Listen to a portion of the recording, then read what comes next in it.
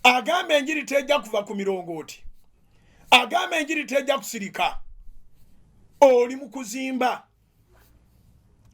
omuyaga ne begujja embeera bwejja mu Uganda tebuuza bibiina bya bufuzi tebuuza amadiini ge tusoma babukubi bantu bonna naye ogenda okulaba nga waliwo asigadde nga yimiridde ebiseera bisinga ekyama kiri mu nkolaganayo ne Katonda ebiseera bisinga ekyama kiri mu nkolaganayo ne Katonda so n'ekyo okusinziira ku kyendabyeko nzikiriza nti enkya bagenda okukeera mugenda kukiggala enkya bagenda okukeera mugenda kukiggala kubiriza ne munno temusubwa Sunday service tutambulira mu bwerufu tutambulira mu musana so Sunday wedde accountability twagigaba ne ku Sunday eno tugenda gaba final accountability bwendowooza tugenda gaba final bwendowooza sirowooza ndi ku Monday tugenda kuba ku ekyo okutandika ne Monday ogenda maaso buli ayimiridde mulimo gwa Katonda ojja kuba oli mu kunoga ojja kuba oli mu kunoga ebya Mukama bibalirawo ebya Mukama obirira ebbanga gwavu n'abaana n'abazzukulu naye ate ng'era watandikirawo okunoga nolwekyo waliwo amakuba agagenda okweggula waliwo omukisa gw'ogenda okuyingiramu waliwo eddembe ly'ogenda okufuna waliwo essanyu erigenda okujja mu bulamu bwo ate ne Mukama agenda kusipeyalinga Mukama agenda kusipeyalinga Katonda agenda kukuuma alina engeri gy'agenda okutalizaamu mu mbeera zonna eziyita weekange nga gw'osigaddewo emirimu gyo gigenda kudda engulu mwebala abasabi mwebala abasiibi mwebala abeegayirizi mwebala abeewaayo ennaku 30 ez'ekisiibo tugenda kukikuba wali naye bingi nga beŋŋambye Katonda byali mu kukola era bangi kummwe obujulizi mubulina olwedde naye obwo bwe mulina mwakatandika butandisi mwakatwolera okufuna obujulizi okitegedde mwakatandika America yagamba you ain't seen nothing wait for the testimonies obujulizi bugenda kuyiika mwongere okunyweza evivi n'okwatula obulungi ku ggwanga lyaffe okwatula obulungi ku bulamu bwaffe okwatula obulungi ku mirimu gyaffe buli muntu yenna yatula bulungi akamwa katonzi newankubadde engeri abaagala endwadde zibeerewo olw'ensonga zaabwe abatayagala ndwadde zibeerewo tuli bangi nnyo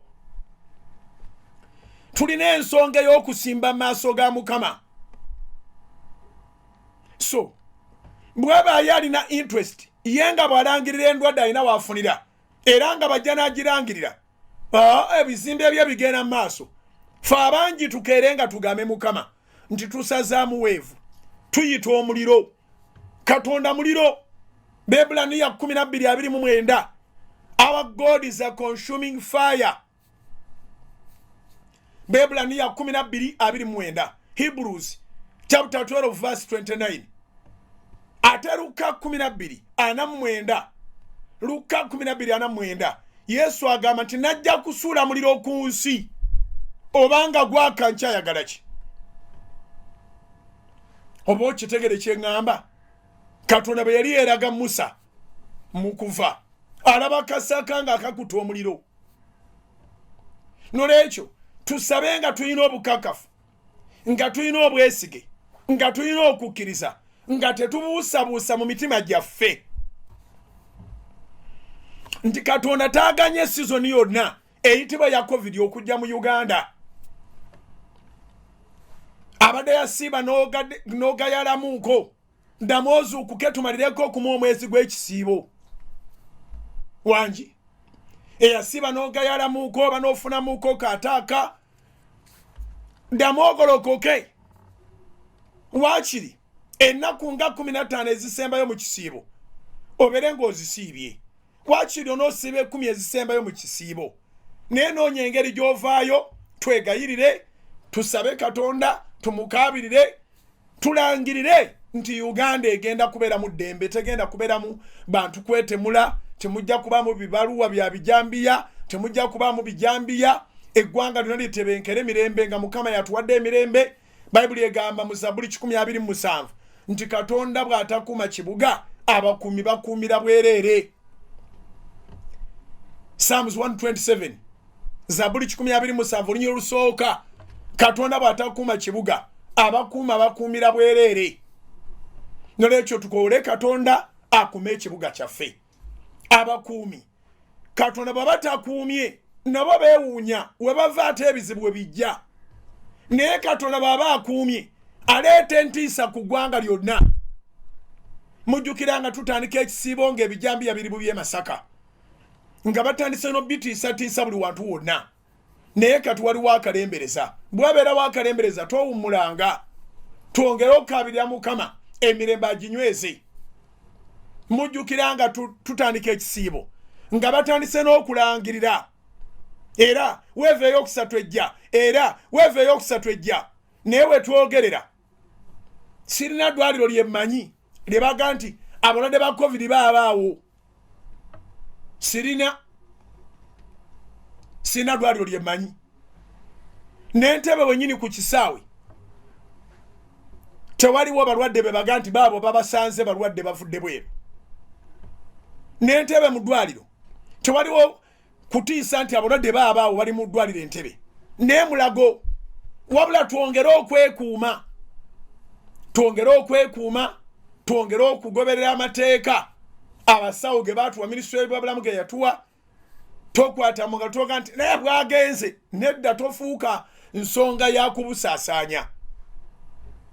Togayaala, yambala masiki yo, kuuma distance, buli wantu we mugenda okukola munabe mu ngalo, mukakase nga SOPs ziri well observed. Omwezi we tunaagumalirako nga n'abaali bagamba nti weeveze bejjusa wangi. Omwezi we tunaagumalirako ekisibo kya nnakwaga, mmwe muyinza okuba abamu nga musiiba muwosaamu, naye mmanyi abaweereza ttiimu gye nnina nga tebalinaamu wadde okompromisinga. Mu ttiimu eyo mulimu abasajja n'abakazi abakakali. So bwe tusaba Katonda nga titubuusabuusa, ekyo kye tusaba tukkirize nti tukiweereddwa era kye kigenda okubeera ekyaffe. Nolwekyo our portion is not COVID-19 waves. Our portion is not pang terrorism. Si bijambiya kutemula bantu. Omugabo gwaffe mirembe. Omugabo gwaffe mirembe. Natandise bagamba mu buli ngeri yonna emyaka egiyise tetuyosanga mu kukola Independence Night. Era tetwosanga mu kukola Vision Night. Ne 2020 twakola Scientific Independence Night. Embeera tena bakukkiriza abantu kuŋŋaana bangi, ne kuno weesunge n'omulala mugambe yeesunge Independence Night. Yes, kyemanyi Independence Night ejja genda okujja ng'omukulembeze w'eggwanga amaze okwogerako eri eggwanga. Kubanga guno omwezi gwe twayingira mu kisiibo gwe mwezi ogwokubiri azini nti ogusooka gwali gwa 8, ogwokubiri gwali gwa 9, okusiba ennaku 6. Omukulembeze ebisinga obungi yabita abantu bagende banoonye ekyokulya beekuume. Naye twebaza Mukama nti wonna gye bagenda okwekuuma tewali balwadde be balondalondayo. Tewannabayo obuzibu bujja nti baabo babayodde mu kikuubo, baabo ekibuga kibadde omuntu agudde wali, oba waliwo abalwadde. Katonda akuumye ekibuga. So omukulembeze yakkiriza abo mu kikuubo, ab'obutale, ab'omu Arcade, abamolozi, abataxi, ababaasi batwale half. Nakkiriza ababoda baweekeyo omuntu omu. Border distance ndozo ogiraba teriiwo. Naye churches n'amasomero centers ezo ebbiri, emu ekola ku bwongo, endala ekola ku mwoyo. Ezo ne zibeera nga ziggaddwa ennaku nga 6. Nolwekyo ffe kyekyatugambisa nti omwezi ogusooka ogw'omunana tugumazeeko, ogw'omwenda gwonna katugusiibe tusabe Katonda yabatukolera yabatusalirawo omukulembeze agenda okujja okwogera n'eggwanga wammanga obujulizi bweraga bwokka kubanga obulwadde tibayiiya buyiiye obulwadde tibafumbirira bufumbirire buba we buli bwe mugayaala obulwadde busobola okutulya bwe tutagayaala omuliro guli obulwadde wangi bwe tugayaala obulwadde tusobolera ddala okubulyawo amin bwe tugayaala obulwadde busobolera ddala okutulyawo bwe tugayaala naye bwe tunyiikira bwe tussaamu amaanyi obulwadde tebugenda kulabikako katonda si lugero katonda mulamu era agamba nti abantu bange abatuumiddwa erinnya lyange bwe baneetowazanga ne banoonya amaaso gange ne basaba ne baleeka amakubo gaabwe amabi amakyamu nange nakkanga mu maseekati gaabwe ne mbawonya so Uganda evuddeyo Uganda esaba esiiba Uganda eri mu kwegayirira ekkanisa eri mu kwegayirira abalokole n'abatali balokole bali mu kwegayirira tusobole okukola sizoni yaffe tufiiriddwa nnyo buli muntu alina engeri bassebo ne bannyabo gyakoseddwamu covid atabadde infected abadde affected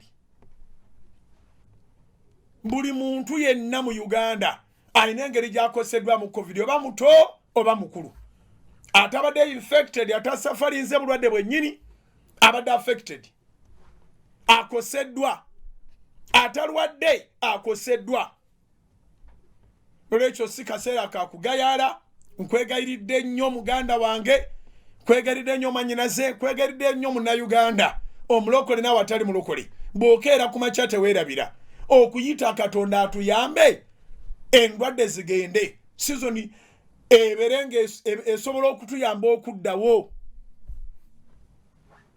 bambi aba bizinesi entono abasinga obungi zasangulwawo naye ate mukama asaasidde waliwo okugenda nga tuddawo era ekisibo kye twasiba mu gw'omunaana kyali kiga nti atuzzeewo era atuddizeewo so ffenna nga tunywezezza eddoboozi nga mukama awulira eddoboozi eryegayirira omwezi gw'omwenda nga bwe tuguyitamu nga tetulabayo lipooti simbi katonda agenda tuwa n'omwezi ogw'ekkumi independence yaffe agenda okutuuka nga ddala we are independent from covid-19 november n'agenda okutuuka katonda nga afuga so si ndwadde december n'agenda okutuuka katonda nga afuga so si ndwadde nabagambe ne mulankyawa abasuubuzi temutya kutumya maali temubeeraawo nga mubuusabuusa mwetegekera ekirungi kubanga mukama ali ku luyi lwaffe bayibuli etugamba mu Makko 11 olw'22-23-24 Makko 11 Mark chapter 11 22 bazitutereyo ku TV alina bayibuli yo n'ekitabo kyoziwandiike Makko 11 olw'22 okutuuka ku 24 bayibuli egamba bweti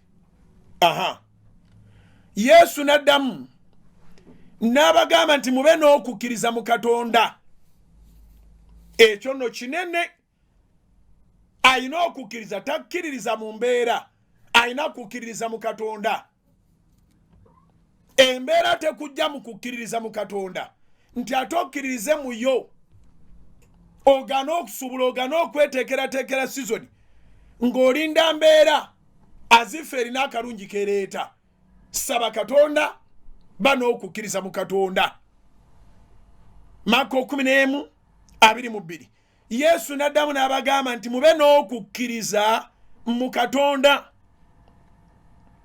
mazima ate Yesu bw'agamba nti mazima byonna bye yagamba nti mazima era ge mazima mbagamba nti buli owulirawo oyingiriddemu nti buli aligamba olusozi luno nti sigulibwa osulibwe mu nnyanja nga tabuusabuusa mu mutima gwe enjiri anti ogiwulira emisingi ogiwulira gikyatambula na mutima ekizibu kiri ku mutima oba ekirungi kiri ku mutima nga tabuusabuusa mu mutima gwe naye nga akkiriza nga kyayogera kikolebwa alikiweebwa. Kyenva mbagamba nti ebigambo byonna byonna bye musaba n'okwegayirira mukkirize nga mubiweereddwa era mulibifuna. Okiwulidde ekyo? Nolwekyo tukkirize nga tuweereddwa Okitoba ataliimu covid era tujja mufuna. Tukkirize nga tuweereddwa Novemba ataliimu covid era tujja kumufuna. Tukkirize nga tuweereddwa Desemba ataliimu covid era tujja kumufuna. Katonda bw'akugamba ekigambo kiba kyekyo. Weewale abantu ababuusabuusa kubanga bajja kutta okukkiriza kwo. Abantu bangi baba bakkiriza naye mu kwetabulatabula mu batakkiriza okukkiriza kwabwe ne kusaanuuka. Okukkiriza kwabwe ne kufeedinga. Okukkiriza kwabwe ne kubula. Ne bagamba mu puroguramu y'emwe n'ey'emisingi nti kizibu nnyo okusanga omuntu ava mu kyalo ng'aze okukima ku bwavu mu kibuga kubanga eri gy'ava bwavu. Omuntu ava mu kyalo n'ajja mu kibuga ng'aze kukyusa mbeera. Omuntu ava mu kyalo n'ajja mu kibuga ng'aze akyuse ebyafaayo bya famire. Buli ava mu kyalo bamulokole basi mulokole bannanga okukkiriza kirabo Katonda kye yateeka mu ffe. Ava mu kyalo ng'akkiriza nti kati kaŋŋenze e Kampala ffe tuve e Masaka nga Kampala tumuyimba buyimbi. Ava mu kyalo e Masaka oba ewalala wonna ng'agamba ŋŋenze Kampala kukola ssente. Bannanga abava embalala ate bo bajja n'ekigambo nga kirungi okusinga ku byaffe. Ffe tujja kukola ssente bo bajja kulonda ssente. It's a language and they don't take it serious. Naye abava mu Western yasiibula ab'okukitundu naga ninza Kampala ninza kulonda ssente. Ninza kulonda ssente akabalina okukkiriza ajja nga alina okukkiriza nti agenda kufuna ssente. Ekigambo kulonda ssente kitegeeza kunoonya ssente. Owulidde? Ffe nga tusimbula e Masaka okujja mu Kampala oleko omukadde avimbye alina omwana e Kampala. Kati okukkiriza kw'abava mu kyalo okufiira wa? N'obeera muno ng'oli mwavu ddala alina essaati emu n'empale emu. Kwetabulatabula mu abo abatalina kukkiriza. Kwesiba mu gurupu zaabo b'otaava nabo mu kyalo. Kugaana kukola mikwano mirungi n'okola emikwano gy'abalemererwa. Basaba ne bannyabo ebimenya abantu bingi naye okusingira ddala association. Ekigambo njagala tukigandawaze n'okigandawaza. Ebimenya abantu ne bavuwala bingi. Ebimenya abantu ne bava ku lugendo lwabwe bingi naye okusingira ddala association. Oba kankikugambe nga bwe bakitugambanga e Masaka nga tukyali bato. Ebigurupu naye n'ebigurupu era kya luzungu nakyo bagandawaza kigandawaze. Mwana wange va mu bigurupu, mwana wange teweeteekanga ku bigurupu, mwana wange va ku bigurupu. Ebigurupu nga biyigiriza matatu, biyigiriza playing cards ezo ne muzannyanga abazannyo omuzannyo ekivaamu ne biyingira mu zaala. Ebigurupu nyina mukwano gwange gwe nabadde nnyuma ne muyise mukwano gwange kubanga yandaze nti anjagala era yaze nga noonya nga yagala tugate ku mikono abeeko kyawangula naye nangamba ndi musumba ngolaba wabuvunaanyizibwa alina omukyala alina famire yava ewaabwe ngaze kunoonya ssente n'afuna ekigurupu ekyamuyigiriza betingi yafuna ekigurupu ekyamuyigiriza betingi ate ng'aswala abantu nga bamulabayo ne bagamba akola ki mu betingi neyeesalayo eri olw'okuswala abantu bamulaba naye sitaani ono n'akamanyiiro ke nejje yaddukira ewaka kati n'atandika betingi wa ku ssimu abalala ku ssimu boononekerako na pornography ono ye talabanga ku bya buseegu tabiri nako naye buli online betting agibeerako nangamba musumba wenzijidde nga nyina ebirowoozo nga 3 oba ngende mpanganguke ngende ku mawanga oba neekasuke mu mmotoka enzitolo nalo lugwe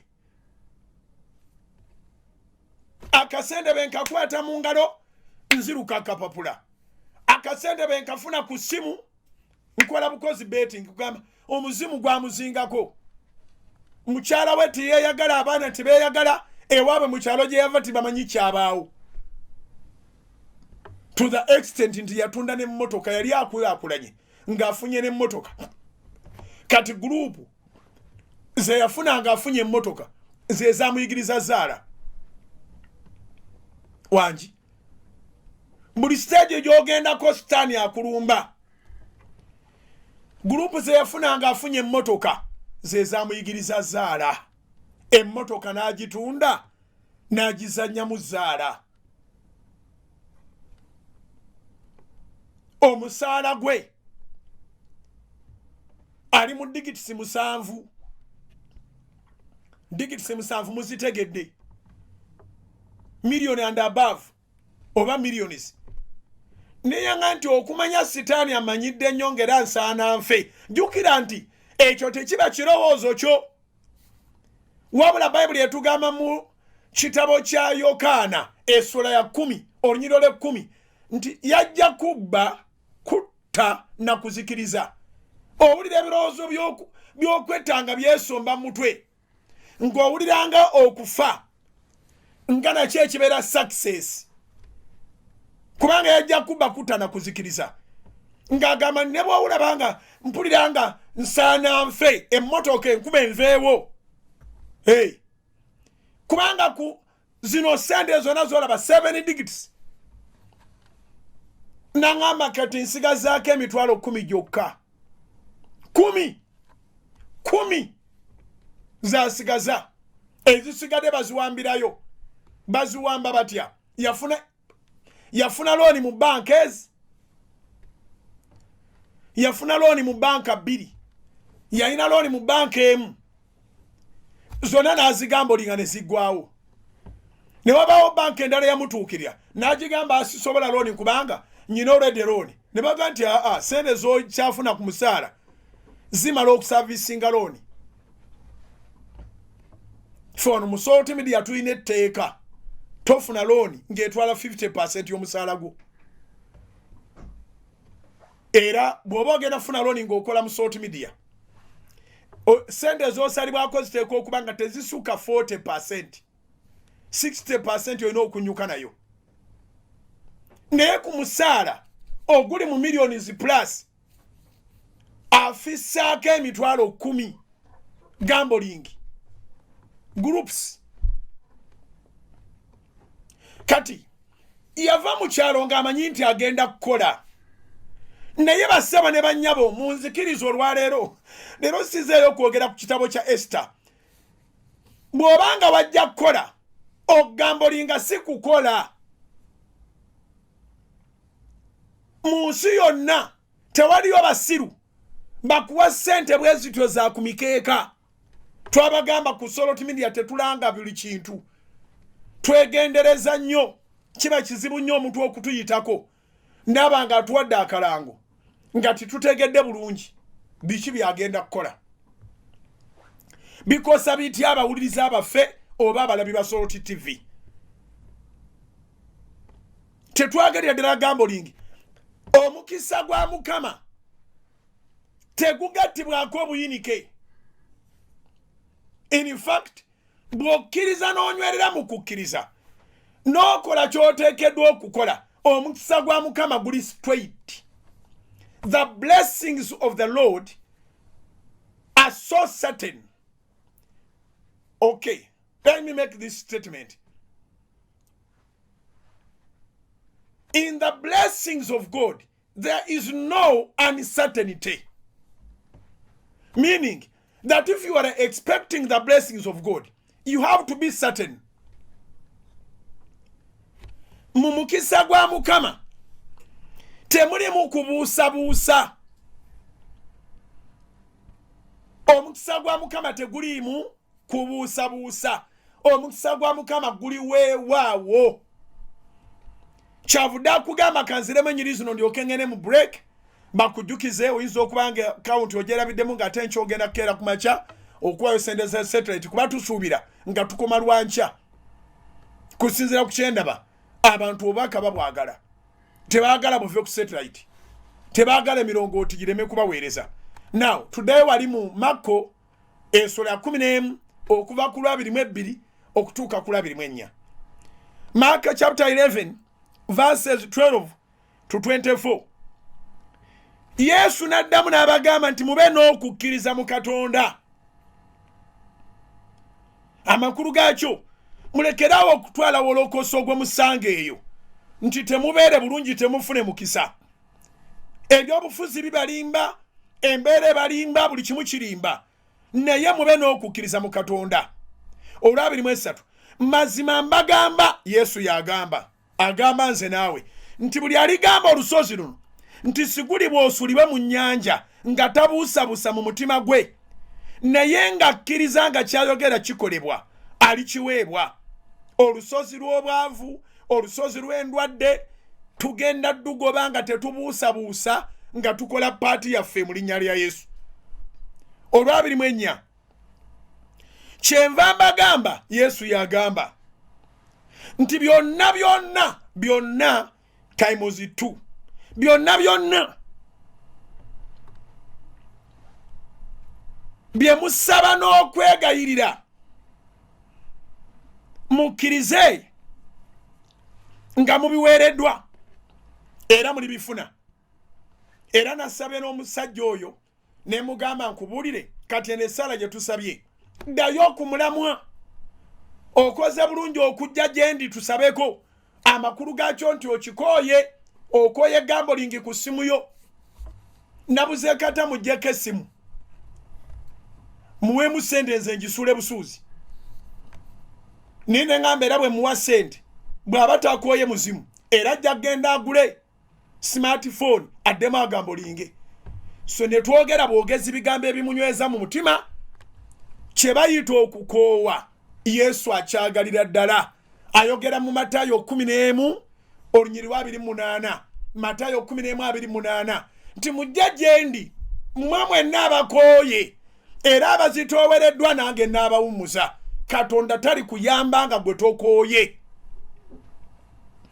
Bwe nabadde njagala omujjako smartphone kwakolera gamboling we kwabeerera mu betting buli kaseera ne kagenda neekanga tana kyatwalayo naye nenzijukira nti nababulira dde enjiri nti tokyanga ssabo lya muntu nga tali kuwadde mbu alokose gwe nolowooza nti oyambye ekitundu.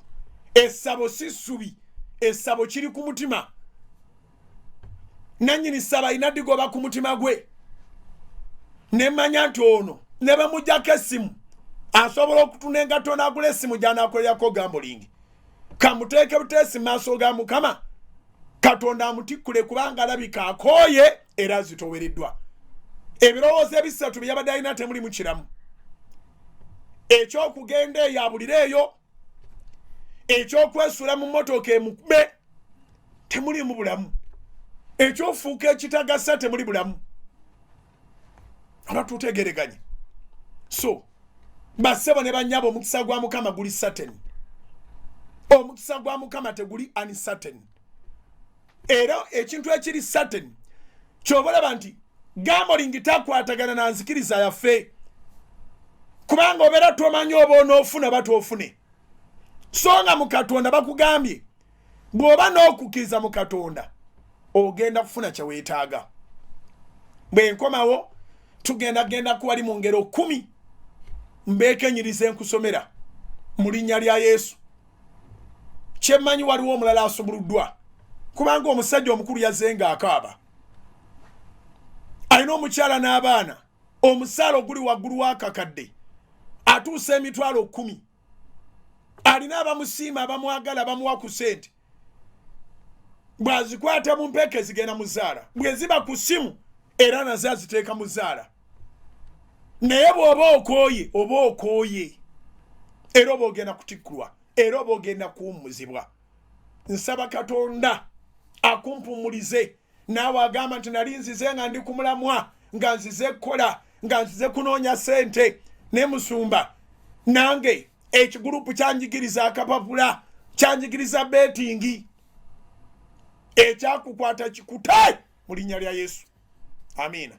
Katukomewo tuve mu kalango tovaawo. Soul Television Femunyo.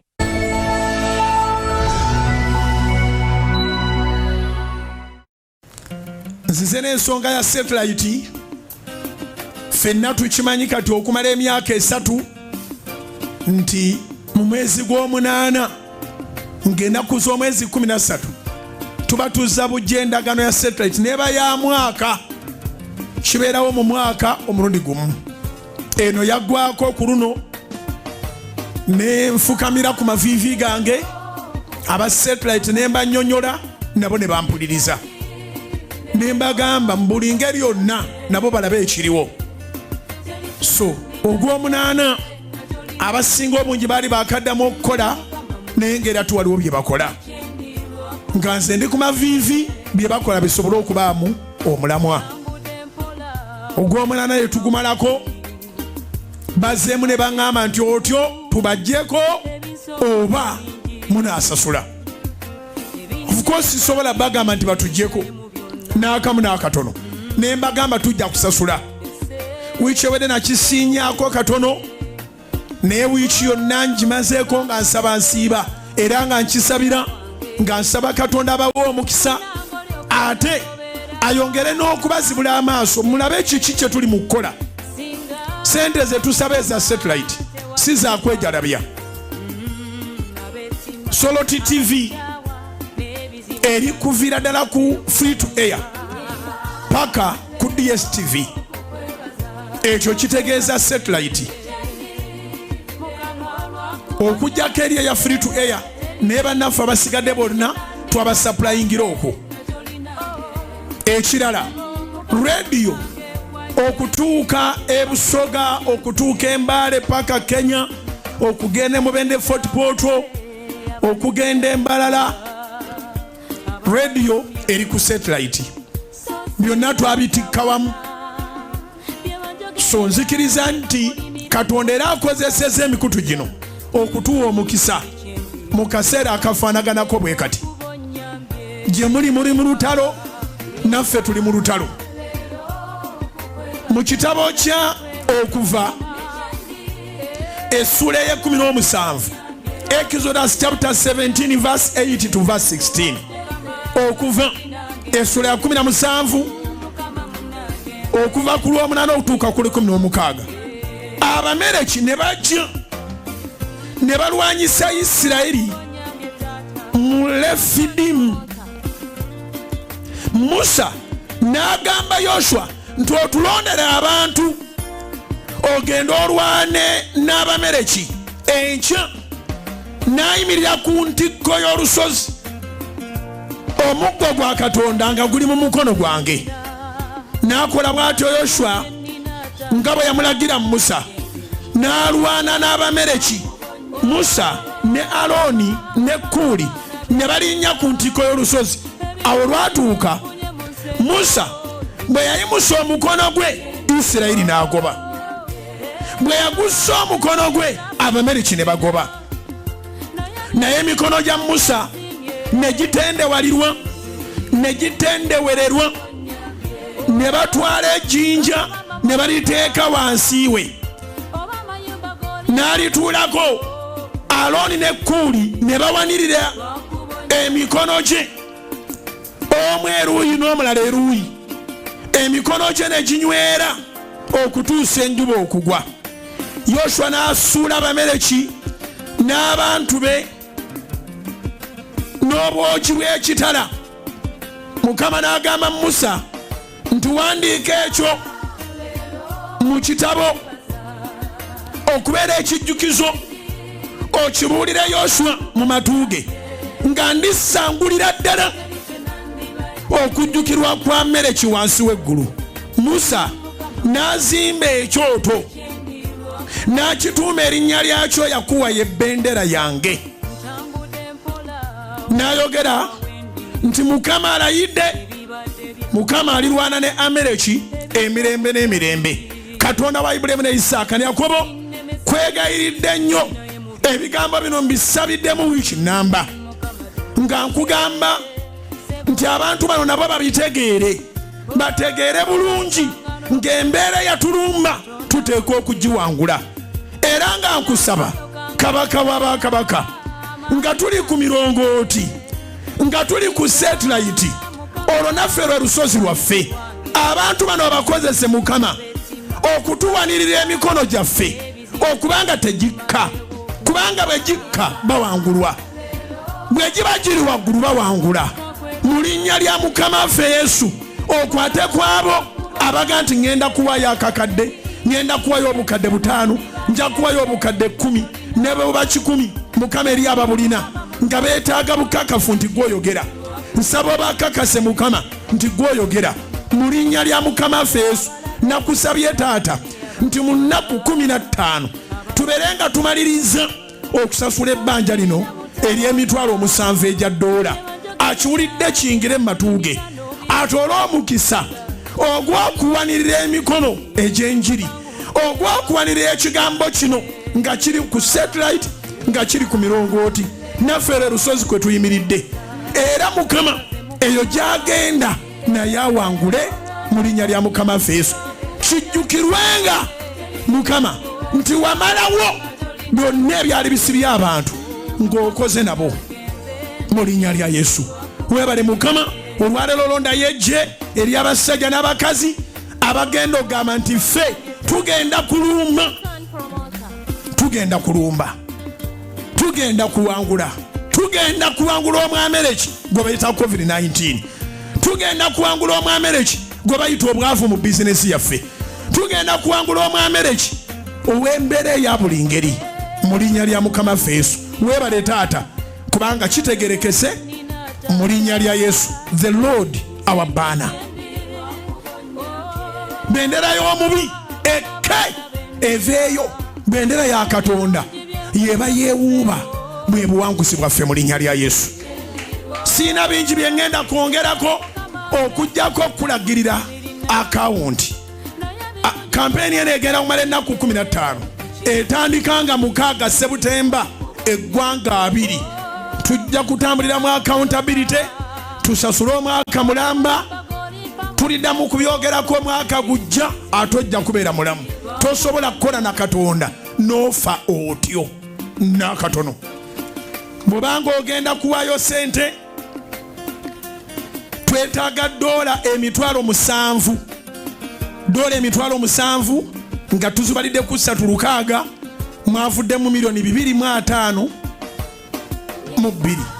Tulinako $54,000. Yes, tulinako $54,000. Nolwekyo ezandibadde $7,000 tuba twetaaga $6,416. Tugenda kukola enkola bweti. Gwagamba nti njagala kuleetayo sente zange ku church tewabeera waggule. Nolwekyo tugenda kuzirecevingira ku Solot Media. Atagenze mu banka, ku Solot Media waliwo abawala 2 bagenda kukola Monday to Saturday. omwala omwe ayitibwa Gillian abeera assistant administrator wa Salt Media Group of Companies. Omwala owokubiri ayitibwa Babirye mumumanyi secretary wange wa House of Prayer. Bombi babeerayo ku Salt Media bagenda kubanga bazikwata okuva ku makya ku ssaawa 12. Osobola okuzidropinga n'odduka ogenda okole. Nze mu buli ngeri yonna nja kukubira essimu. Bw'onsangawo abawala bajja kundetera nkusabire. Bw'oba tonsanzeewo ekyo kye weeyamye kati okuleeta lekako amasimu go amannya go ne amount. Olunaku okuziba mwena nteekwa okuba nga mbakubidde. Tutegereganye Monday to Saturday 6 to 6.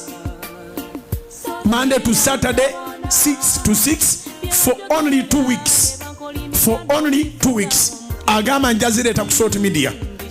Asigaddewo tugenda kwesa akaunti zaffe eza bulijjo zitwale mu Centenary Bank.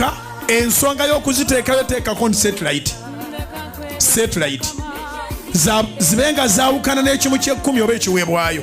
Satellite beera omu ku abo abawanirira emikono gy'omubuulizi. Enjiri ebeere ku satellite, enjiri ebeere ku mirongooti nga tesalikako. Mukikoze bulungi emyaka 2 egiyise, najjo tetubadde bulungi nnyo naye twebaza Mukama y'ensonga lwaki atuwadde obulamu. Akaunti yaffe mu Centenary Bank eri mu mannya ga House of Prayer Ministries International. Eri akaunti namba 31 0 600 6 eyo ye akaunti ya House of Prayer Ministries International eri mu Centenary Bank. Akaunti ya Uganda shillings endala eri mu Absa Bank. Absa Bank account eri namba 600 297 680 esembya yemu. Bw'obanga oyagala kutuwa mu $, kubanga era tugenda kuzivungisa tuzisasulire mu $. Bw'oba oyagala tuwa mu $, account ya House of Prayer Ministries International era nga gemanya gayo eri mu Absa Bank.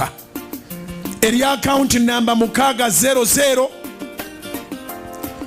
479 341 esembyayo 0. Account zezo esatu. Twetaaga obukadde 252 naye nga bwegambye nti ngenza okujja okwogera nga tulinawo entandikwa ya $15,400.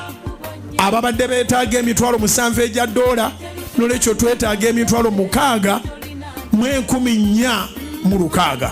Nsaba Katonda mu linnya lya Yesu erigwa amaze okuteekinga decision. Sigamba nti obadde olina bingi era Mukama tomuwa bimufikiridde, naye omuwa ng'ojja ku ntobo ya mutima gwo, era omuwa ng'omanya amakulu g'okusasulira enjiri eno ku satellite, era ng'omanya amakulu g'okuwanirira enjiri eno ku mirongooti. Mu linnya lya Mukama ffe Yesu, Katonda naawe akuyimusa akuwaniririre mu bbanga, akuwaniririre waggulu. Bizinesi ezibadde loko mu linnya lya Yesu Katonda azifuule international. Mukama abawe omukisa nga mukola ekyo ekituufu mu nnaku 2 tujja bwa tukimaze. Mukama abawe omukisa, enjiri egende mu maaso, namwe mugende mu maaso. Amiina.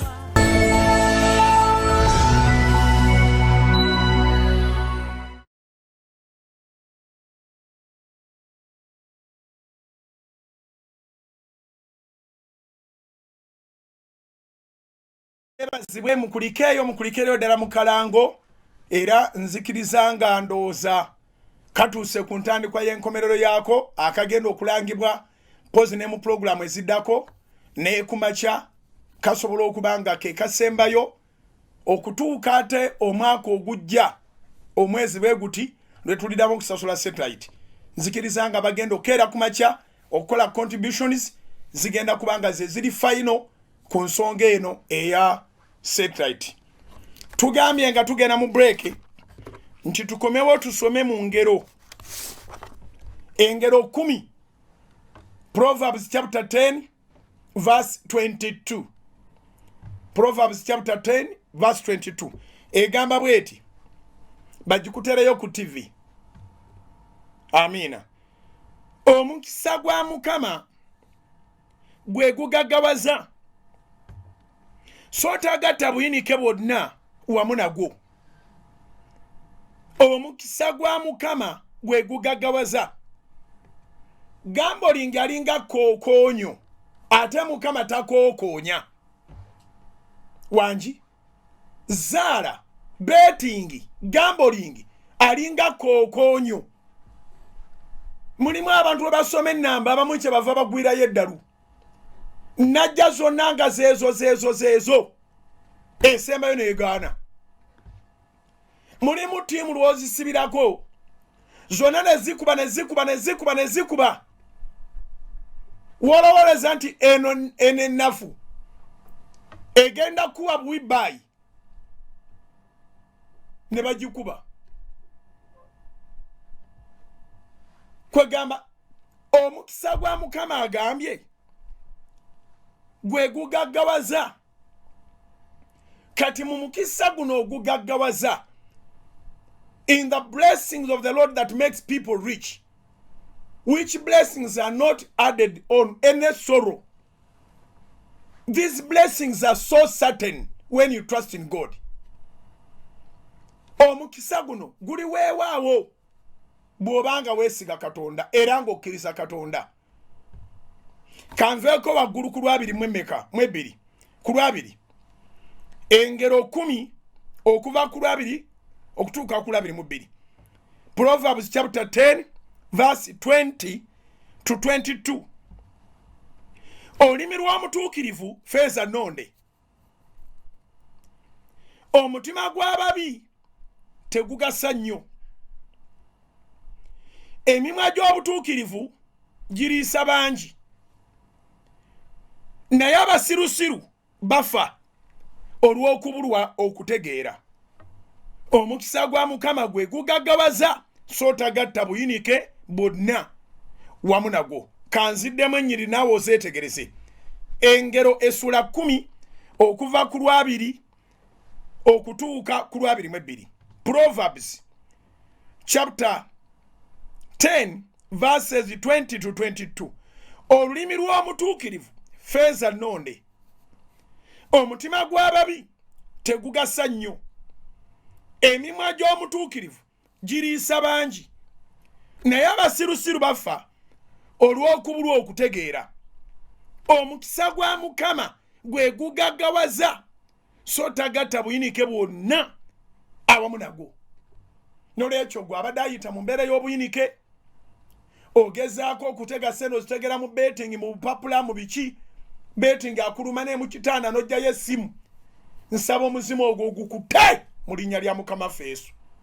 Na buli muntu yenna yasibwa mu ngeri endala yonna kulangirirako Mukama okusumulula. Nangirira ekisa kya Katonda eri omulokole n'atali mulokole, eri oyo alumu omutima agamba nti Musumba Bugingo leero ndowooza nze gwe wagiridde nzekka, yaani yakumpendulidde. Ate eri asanyuka ng'agamba nti olyose n'oyogera mpulira nga luwa ekikyuka, ndagira buli ekibadde kitawa bulamu bwo mirembe. Ekyo Bayibuli kyeyise obuyinike kikuveeko mu linnya lya Mukama Yesu. Abali wano n'abali ebweru abalina addictions eza buli ngeri. You are addicted to something that is destroying your life and your future. I rebuke it in the mighty name of Jesus, the Son of the living God. Be free as the Son of God sets free in Jesus' name. Amen.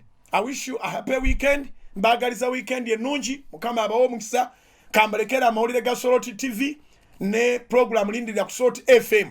Naye essaawa yonna ku Sunday tujja batulangirira mu abagenda okeera okutwala mu bank n'abagenda okeera okujja ku Soroti. Tugenda kuba nga tukikutula ekya satellite kigwe, tutambule n'omukisa gwa mwaka mulamba mu linnya lya Mukama Yesu. Ku Sunday service etandika ssaawa 4 ku dot ku Soroti FM, Soroti TV n'emikutu gyaffe emirala gyonna. Mukama abampeera omukisa, mubeere bulungi. Soul Television, Femunyo.